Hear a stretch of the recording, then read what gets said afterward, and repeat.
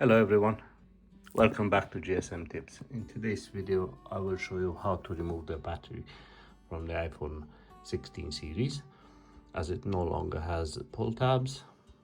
It's an electric one, so apparently you can do it with the 9-volt battery, but I tried with my power supply.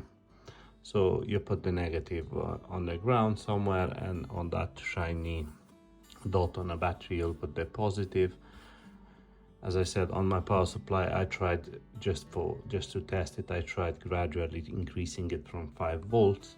Nothing happened at 5 volts, 7 volts.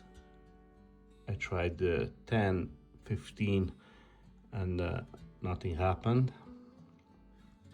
Eventually I ended up increasing it to 21.9 volts, where of course it came off easily, no pressure. But as I said, if you try with a 9-volt battery, just keep it a bit longer, probably it will work.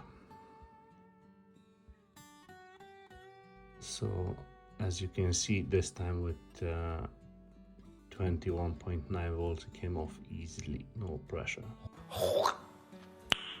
Nice. Now the adhesive stays all intact on the battery, and you can reuse it at any time.